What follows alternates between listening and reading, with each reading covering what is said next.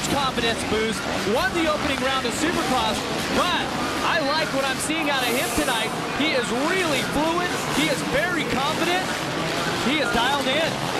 Still watching Alessi dealing with Grant, just to show you how Mike has improved over the year.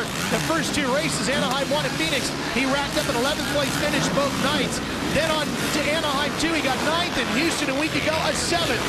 So here he is sitting in 4th.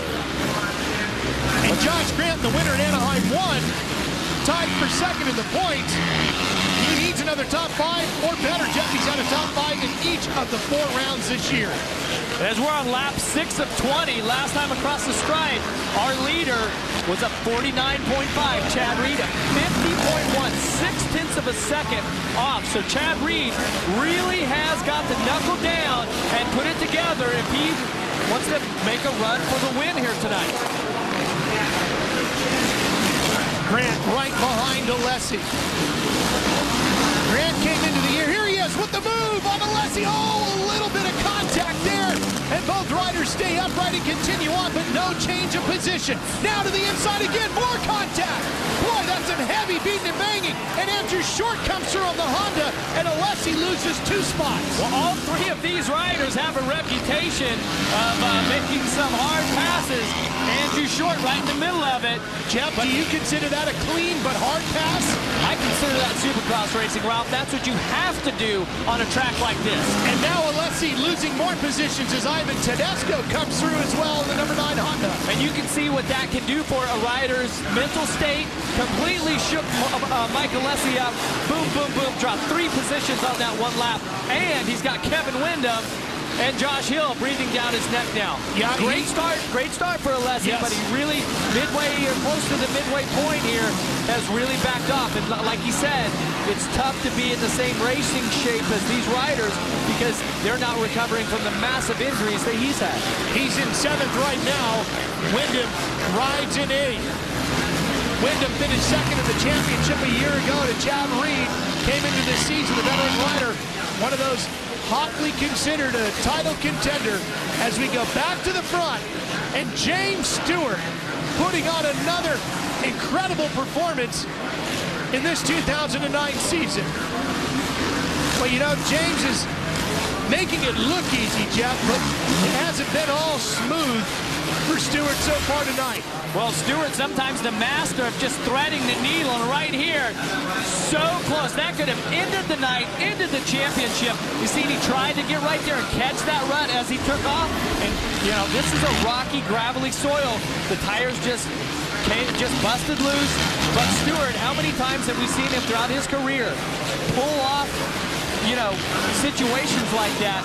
That's why week in, week out, these riders strength trained, cardiovascular trained. Stewart knows how to ride at the absolute, you know, ragged edge and reel it back in when you need to. You know, kudos to his trainer, Alden Baker, for keeping him in tip-top, you know, physical condition there. And this is that same section. Yep, and not only that, but the fact that this San Manuel Yamaha was not dialed in the way James liked at the very beginning of the year, and the bike was giving him fits even though he was getting wins, but the crew has worked so hard to bring this bike around to where James now has mastered the control of this machine. Take a look at the whole shot right there at the center of your screen, and then the yellow bike of Alessi looked like he almost had it, but number 7 by a wheel just squeezes Alessi out of the picture, and then across the stripe, number 7, James Stewart. Had a good conversation with James's dad, Big James Stewart, earlier today at the Ryder Walk-Around. And I said, what's the one thing about James that has surprised you the most as a father, watching your son mature as a racer and as a person? He said, well, now he finally realized his daddy was right. Sometimes. Great father-son relationship between James and his father. A true motocross family. In fact, they say his younger brother Malcolm, even more talented than James. We'll see that one in the future. We'll see if James can hang on for the win when we come back. James Stewart still leading here in San Francisco at AT&T Park. Ralph Sheen, Jeff Emig, and Aaron Bates along with you. But boy, with 10 laps to go at the halfway point, James Stewart still wrestling that big Yamaha 450 all around this racetrack, Jeff. Well, James Stewart right now has a 6.5-second lead over Chad Reed, but with 10 laps to go on a very difficult track like we have here in San Francisco, this race isn't over. James is going to start to get into the lapped riders who are having problems with their own race. That's why they're getting lapped. And remember, this soil here tonight with so much rocky, gravelly base to it, we've seen that, you know, it's easy for even the best rider to make mistakes. So Chad Reed putting in a solid ride in second, but well, if he could cross his fingers, that's what he would do. He's hoping that Stewart's going to make a slight mistake, allow him to close up. This would be the fourth second-place finish for Chad Reed this year.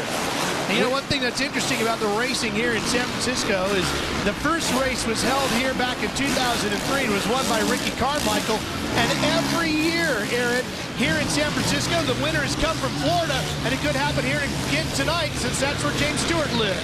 That's right. Well, he's used to very warm conditions, but guys, anything can happen at this point still with 8 laps left to go. As the evening progresses and the track is starting to deteriorate, all of those pebbles are being sifted to the top, and literally it is like marbles out here. What is happening is causing a little bit less traction in the front end. If that front end does slide out, it's anybody's game. Well, you're exactly right, Aaron. And like I said, even the best riders, they're trying to, you know, work their way and thread the needle past these tough blocks and to find that rut, which is only 3 or 4 inches wide at this speed, to actually thread the front tire right through that position. You start to dig down, some of the bigger rocks start to come up here late in the main event. So very, very tricky track, but the number 2 of Ryan Villopoto on that monster Kawasaki putting it together. Last lap around, 50.5. The rider he's closing up on, Chad Reed, at 50.7. So this race for second isn't over yet either. No, it's not. And Villopoto has been getting better and better. Had his career best finish on a Supercross bike just a week ago in Houston, where he made the podium for the first time and finished third.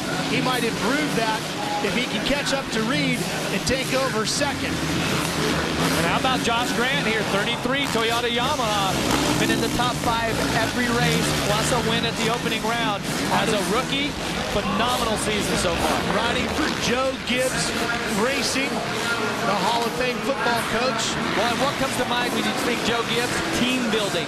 That's what Josh Grant says has been the difference. Riding on this team is the cohesiveness that the team has.